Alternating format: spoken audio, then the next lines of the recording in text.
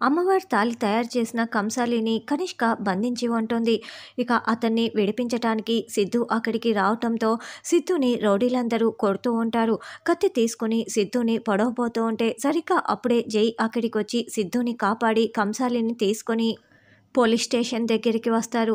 తులసి దగ్గర దొరికిన అమ్మవారి తాళిని చూపిస్తూ, ఇది మీరు తయారు చేసిన అమ్మవారి తాళేనా, చూసి చెప్పండి అని చెప్పటంతో, ఇది నేను తయారు చేసిన అమ్మవారి తాళి కాదు, అసలు ఇది అమ్మవారి తాళే కాదు అని చెప్పేయటంతో జై సిద్ధు అలా నిజం చెప్పించేసేయడంతో తులసిని వదిలేస్తారు.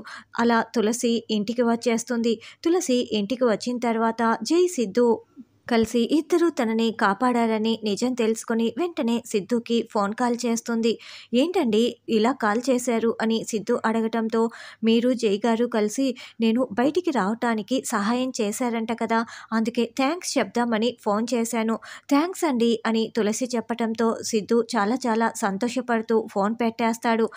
తర్వాత సిద్ధు వాళ్ళమ్మ సిద్ధు బట్టల్ని చాకలతనికి వేస్తుంది. అతను బట్టలన్నీ చెక్ చేస్తున్నప్పుడు సిద్ధు దగ్గర ఉన్న పెన్ డ్రైవ్ దొరకటంతో అది కాస్త కాఫీ టేబుల్ మీద పెట్టేసి వెళ్తాడు.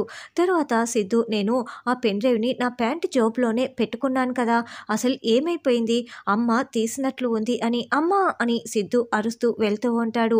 అయితే అప్పుడే సిద్ధుతో ఏదో ఫోన్లో మాట్లాడుతున్న కనిష్కకి పెన్ డ్రైవ్ అన్న మాటలు వినపడి వెంటనే అక్కడికి వచ్చి ఆ పెన్ డ్రైవ్ని వెతికి మరీ పట్టుకుంటుంది.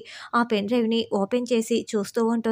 మరి సిద్ధు తులసి మెల్లో తాళి కడుతున్న వీడియో ఆ పెన్ డ్రైవ్లో ఉంది కాబట్టి ఇప్పుడు కనిష్కకి నిజం తెలిసిపోతుందా, మొత్తం చూసేస్తుందా అన్నది రానున్న ఎపిసోడ్లో తెలుసుకుందాం.